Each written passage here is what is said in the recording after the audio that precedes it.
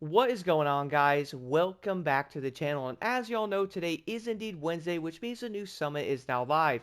But before we jump into that, though, today is also going to be a special day. Merry Christmas to everybody. I hope y'all are going to have a great day today.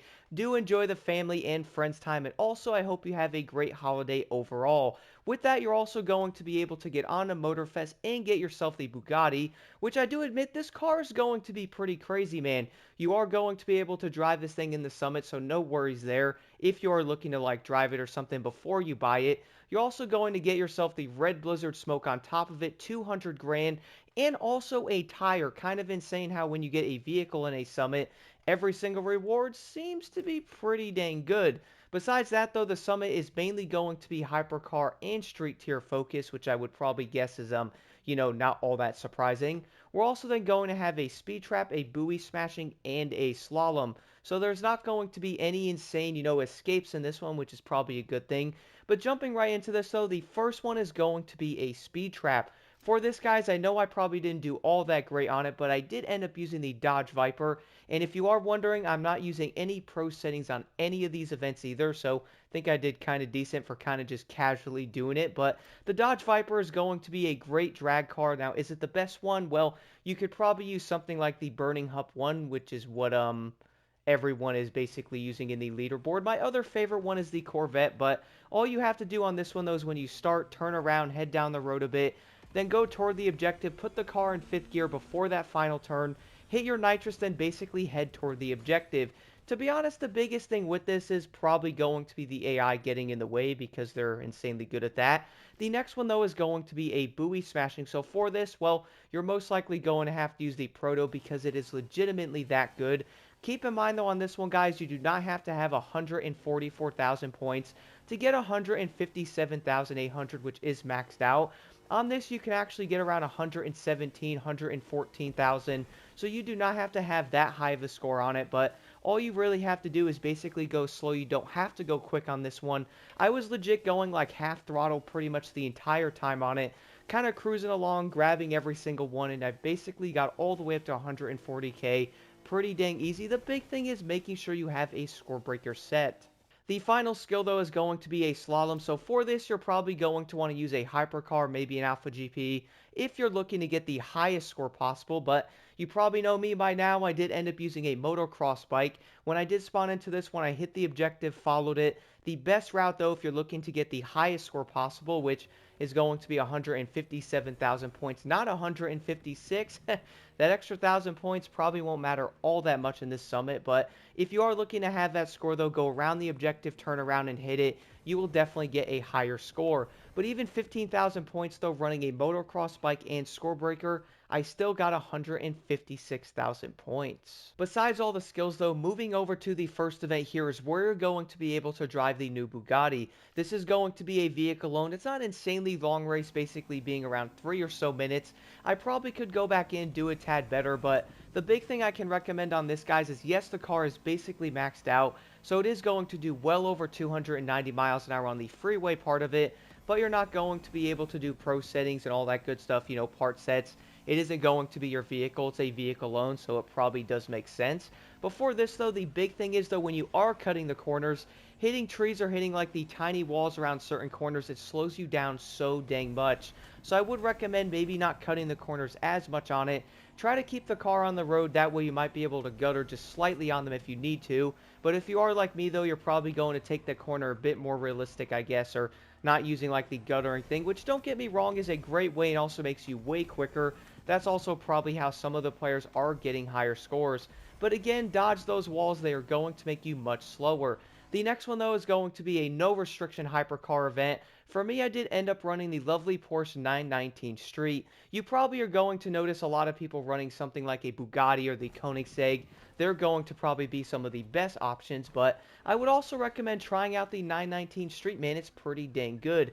For this event, though, the biggest thing I can say is watch out because there's a lot of cuts in it.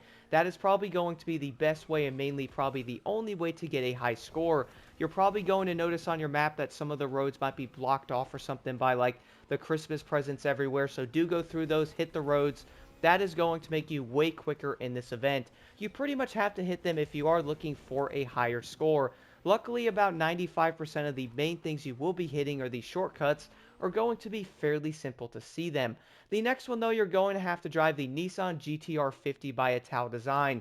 This is going to be on a racetrack. There's not going to be tire wear on it, which I would say if players see that one more time, they're most likely going to freak out. But for me though, I did end up getting around 5.7 seconds on it. Like, might not be the best overall one, or 5 minutes and 7 seconds. It's late when I was recording this, but either way though, this one is not going to be an insanely hard event. Again, I'm not going to be using any pro settings. The GTR is pretty decent, man.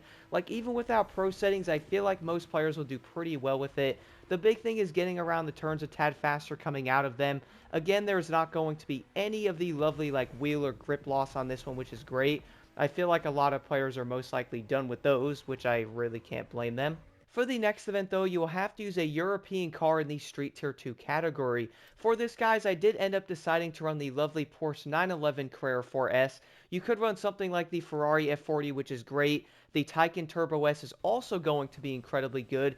And even something like the Lamborghini as well, which I thought I saw somebody using that. There it is. So the Huracan's also going to be great, guys, but one of my favorite things about the 911 though is probably going to come down to its acceleration. This thing feels so dang fun flying through the gears, going around the corners, and you can legitimately rocket out of them. Now for this event specifically though, it is going to change every time you do a lap on it. So in the one area, guys, you're probably going to notice different jumps, different areas you have to drive around, and also sometimes you have to go through like a small tunnel, so do keep an eye out for those, especially if you are jumping. And on top of that, this event is also going to have some tight corners. The next event though is going to be with the 718 Spyder. This is going to be a fairly long event, most likely being well over 4 minutes to do it. And I would say the 718 Spyder base is great. And also if you have the fitted edition, which I think at this point everybody does, that car is going to be slightly better in some ways. But even then, you could still do great with the regular 718. I got around 4 minutes and 23 seconds. Wasn't the greatest run ever. Like, I was braking late in some places, wasn't going around the turns all that good, and I still managed to get well under 4 minutes and 30 seconds on it. The big thing without pro settings with the Porsche though is making sure you're lining that thing up for the corners to go as quickly as you possibly can. The final one here is what one of my favorite cars, the Aston Martin DBS. Not going to lie, this event is kind of weird, man, if I'm being honest. There's going to be jumps everywhere and some really weird track areas in it, which what I mean by that is there are going to be some tight areas or, you know, weird turns and all that with Christmas presents everywhere. And you're most likely going to be doing this race going, wait a minute, the Aston Martin doesn't belong in something like this. And, well, you'd be kind of right because it doesn't. Luckily, though, without pro settings, the Aston Martin does handle pretty dang great. Going around the tighter corners, guys, watch out for them. Make sure you're braking a tad earlier because you could probably speed up in the straightaways, hit your nitrous on the jumps. But if you're not going to be careful, man, well, you're going to crash in the corners. Do not worry, I did it a few times when I did run it, but I got around 2 minutes and 32 seconds with a not so perfect run. I probably could do a tad better, but I was like, you know what, 232, 145,000 points. This summit is pretty dang generous with the points overall. Besides that, though, I did have a pretty great time in this summit. I mean, I would say for the overall first impressions, I would recommend going after the Bugatti. It's pretty dope, and it's probably going to be fairly decent. But if you guys have any questions, do let me know in the comments below. And once again, Merry Christmas to everybody. Let's jump right into this summit.